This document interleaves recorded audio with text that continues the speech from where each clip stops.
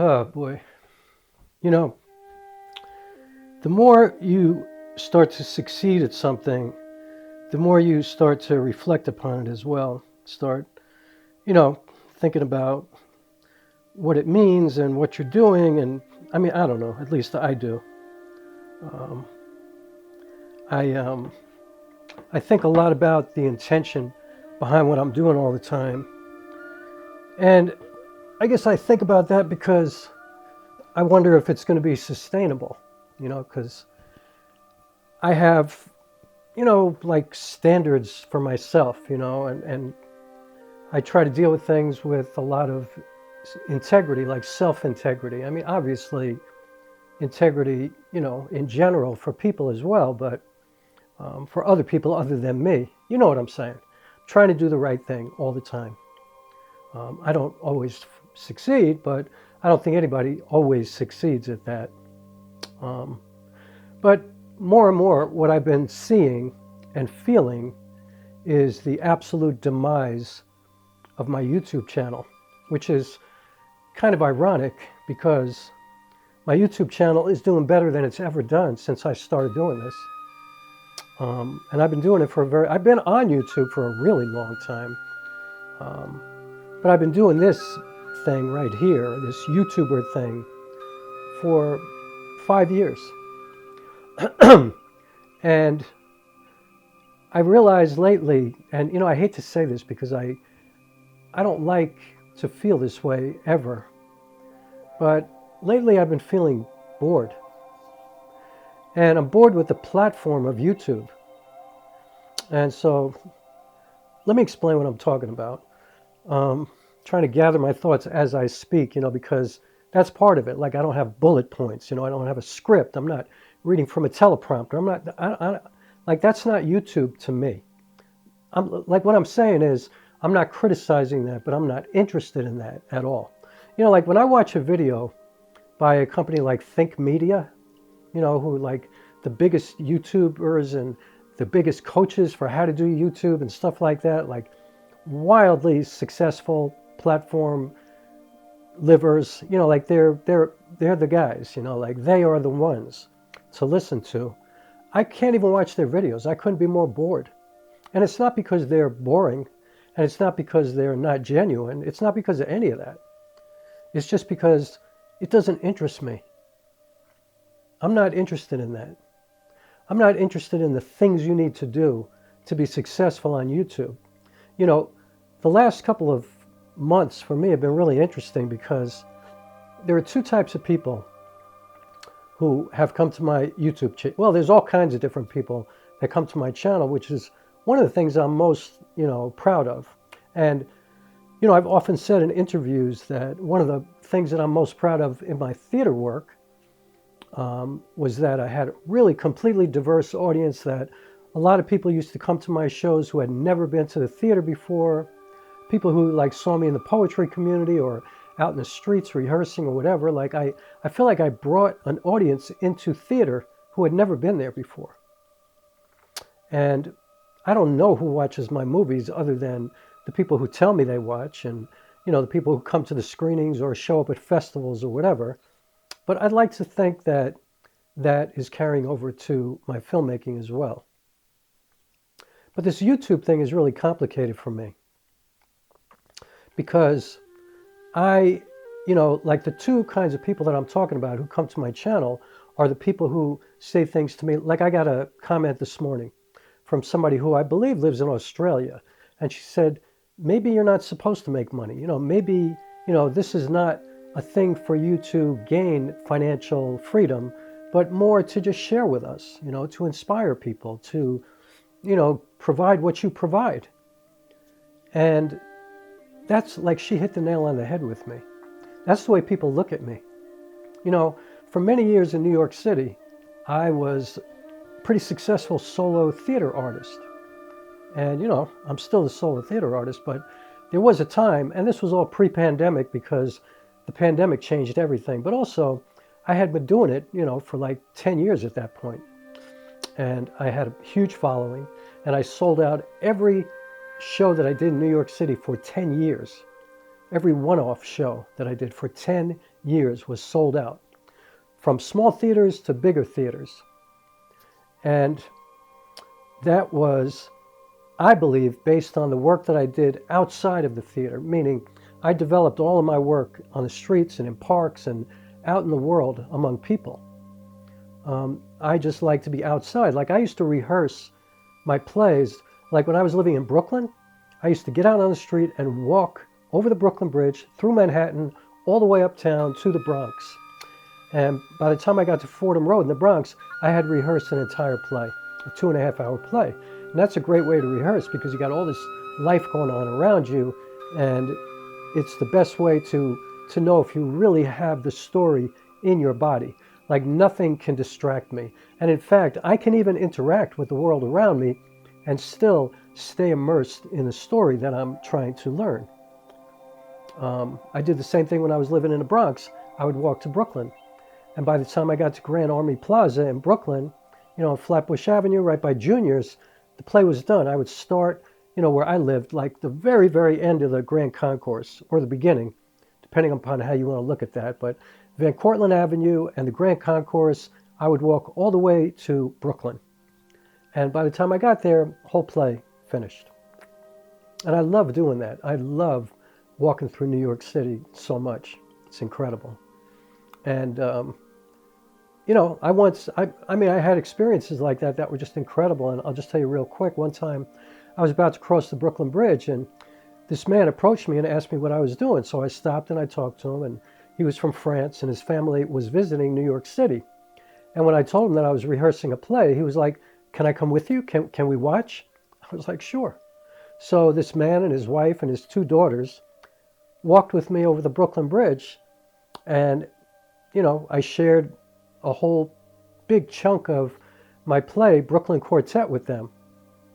And it was, I'm sure it was an amazing experience for them, like a real New York moment, but we really enjoyed it. And then we actually sat in Brooklyn Heights for a while, out in front of the courthouse, and we discussed the play. There was a farmer's market going on. There were a lot of people around. These people were in New York City for the first time. And we sat around and we talked about all these important social issues that my play Brooklyn Quartet was about racism and gentrification and white privilege and all this stuff, it was the most beautiful experience. So anyway, I tell you all that to tell you that there were a lot of people in the theater world in New York City who, I don't know this for a fact, but I always felt like there were a lot of people who liked that I was like this renegade street artist, like this guy out on the street doing things on his own, connecting with the people. It was like such a great story. But I also think that those people didn't like the thought of me being indoors at the public theater on Broadway in some of these bigger theaters, I think that people saw me as that guy, and they always wanted to include me in their panel discussions and things like that. But rarely was I included in the bigger spaces during that time. Until, of course, I was finally going to do a show at the Signature Theater, which is a giant, really important theater in New York City. The pandemic shut it down, but that's a whole other story. But anyway, it's interesting because here I get comments, these very beautiful, uplifting, genuine, kind of really good nutrition kind of comments, encouraging, just people who are like, I feel like hugging me, enjoying my character, like who I am, But then I get these messages from people who, are coming at me in a very positive way. They're definitely leaving messages that are, very constructive criticism. And it is criticism because they're like, bro, if you want to earn a living at this is what you got to do. This is what you're doing wrong. This is what you're doing wrong. This is what you're doing wrong. And it's all the think media stuff, It's all the thumbnail. It's all about my thumbnail. Like, one person actually said to me, and this says it all. Your thumbnails look too much like something on Netflix. They look like a movie. You need to fix them and make them YouTube thumbnails. And when I read that, I was like, thank you. I mean, that's my intention. I'm a filmmaker. I'm trying to make movies. I was never intending to wind up on YouTube with my movies. I want to wind up on Netflix. I want it to be on HBO. I want it to be on Showtime and Hulu and Amazon, and that's where I want my films to be. But that's changing because the world is changing, because now apparently more people watch YouTube than watch Netflix. And definitely more people watch YouTube than watch HBO. And to me, that's a problem, because I don't enjoy YouTube in that way. Like, I do enjoy YouTube, but it's to follow sports like the Knicks and the Yankees, because I don't really have any interest in watching full games anymore. Even though I was like a sports fanatic my whole life and I was an athlete my whole life, I really don't have much interest in that anymore. But I do like to follow a little bit, so I see reruns of games or interviews with players, and so I know what's going on. But I don't come to YouTube to watch movies. I go to Netflix, I go to HBO to watch series, Showtime, Hulu, Stars Network. That's where I'm going to get my art, to consume my art. And actually, what a concept, I'm going to the theater. I'm going to a real theater to watch movies. I am going to the theater to see a play, and that's where I want to perform. But it's complicated because YouTube is a great opportunity, I think, and things are changing. And I do think that YouTube might be, in fact, the best place for my work. And I'm trying to wrap that around my brain, like I'm trying to get to that, That's funny. Those are like the first two lines of a play that I'm working on right now. You can't make some of this up. I was watching a show by Samantha Brown this morning on YouTube. And I don't know if you ever saw this show, but it used to be on cable. And it was a series where she travels around the world to all these interesting places.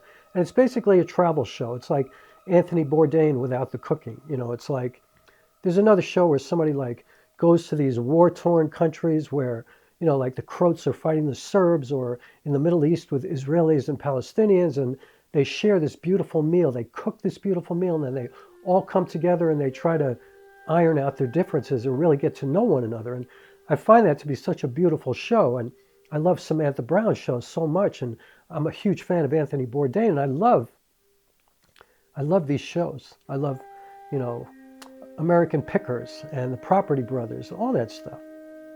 I mean, I don't really watch much of that anymore, but I used to love that stuff. But I watched Samantha Brown this morning, and it just reminded me, like, that to me is what YouTube should be. I think easy mode is ruining us. I think just to push content out every day, I'm not with that. Like I've been putting content out almost every day. And I don't know if that's healthy. I don't know if that's good for anything, I think it's good for the algorithm, and it certainly, has my channel growing. But are people really, like almost every comment that I get that's criticizing me is obviously a comment from somebody who has not watched the entire video or knows nothing about my channel. People will make these proclamations about what I should do or who I should be or how I should go about things, when I've already done all that. Like, if they really investigated my channel, if they really got to know me, if they watched the entire video, they wouldn't have left that comment. Now, that's not to say anybody has to go back and watch all my videos, but I'm just saying, I don't know if the way I'm doing things is meaningful in any kind of way, because the comments, as much as I know they're coming from a great place, they're not really meaningful because they're based on nothing, Like when you tell me to do certain things or be certain kinds of ways, and I've been doing that for a long time, and you don't know that because you don't know my history, you haven't been following me, you just found me on YouTube now. What's the value of that? It's like, oh, okay, I read all this, the 7,000 words that you just left, and it's like, you don't know what you're talking about.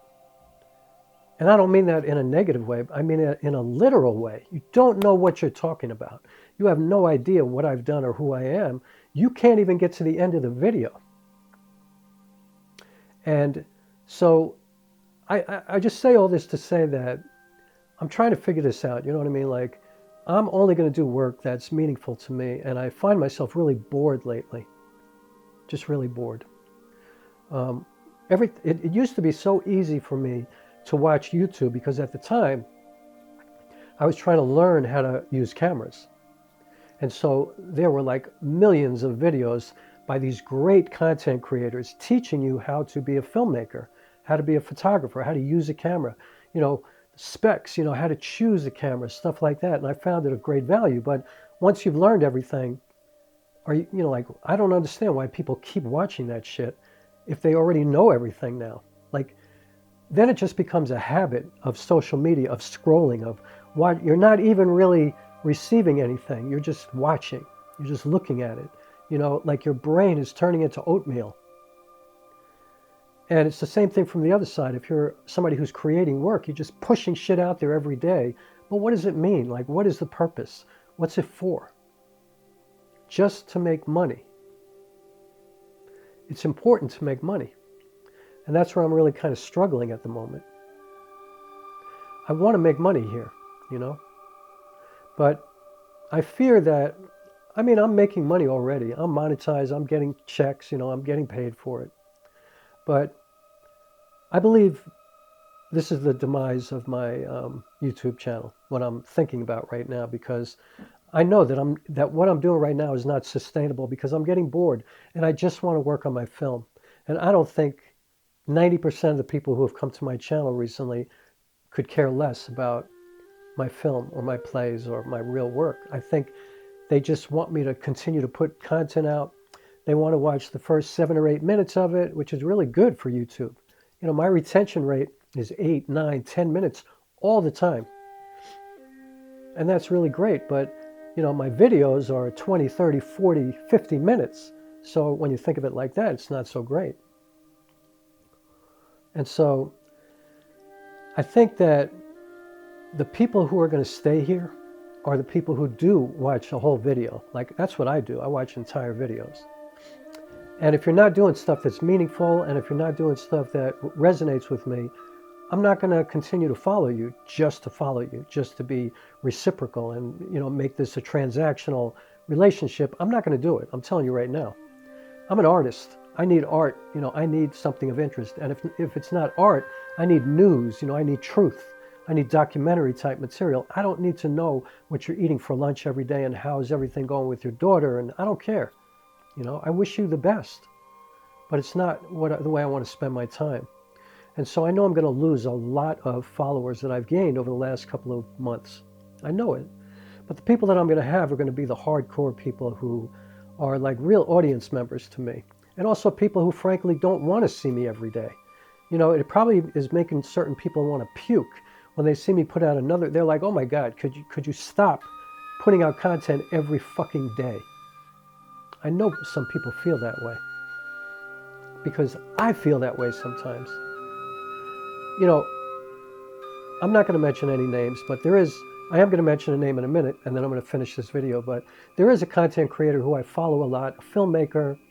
I really enjoy his channel, but he puts out so much content, and I've followed this guy for years, right?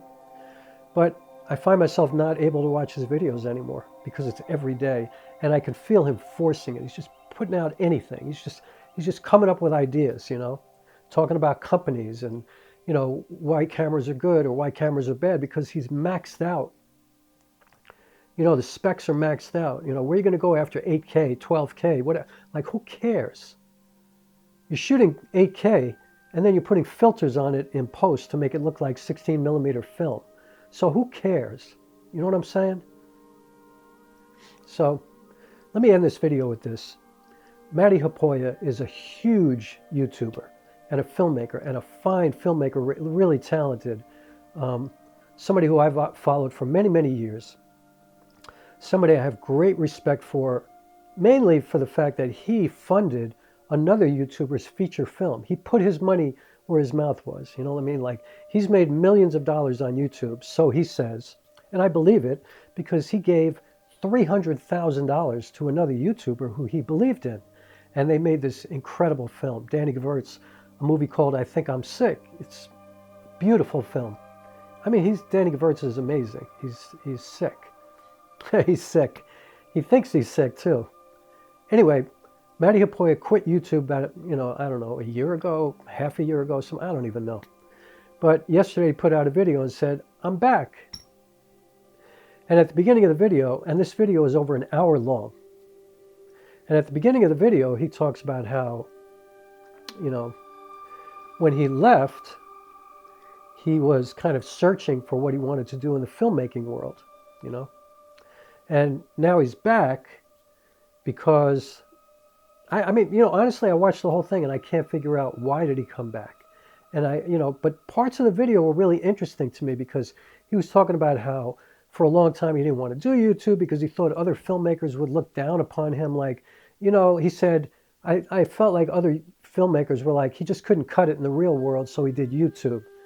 And it made me sad to hear that because, you know, who cared? Like, he said he's coming back because there are great legends of filmmaking on this platform now. Roger Deakins, people like that. Although Roger Deakins is not on YouTube.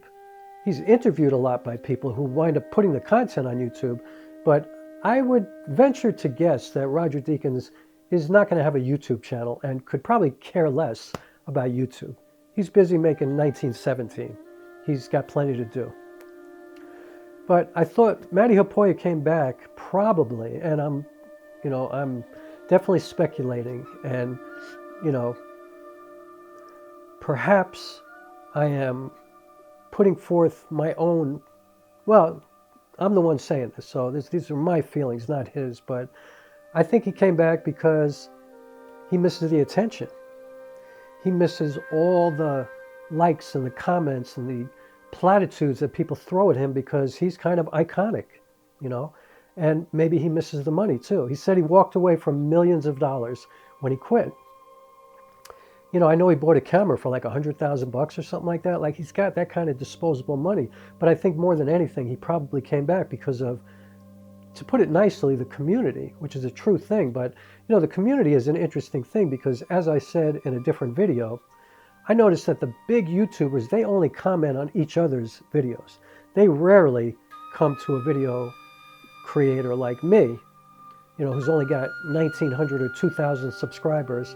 I'm about to get 2,000 subscribers. Thank you for that. But it's like a close-knit community. The people that go to the Sony events and the Panasonic events, and, you know, there's like a club, you know. The Terry Warfields of the world, the Cam Mackies, the Matti Haapojas, like all those people, they get to go to these events. And they're a club. But there are so many artists out here doing shit that a lot of them could never even imagine doing. But they're great at YouTube. And, you know, they're really talented. They're great at what they do. And I'm not saying that they can't do other things, but I think they're probably making so much money that they're like, why would I possibly go make a movie all by myself where I'm not getting paid when I could just turn on this camera and talk to people and I'm going to get 100,000 views in 2 hours and make money? And I get that. But I guess, you know, I've come full circle in this video now to just say that that ain't me. I'm not that guy, you know. I'm about my work.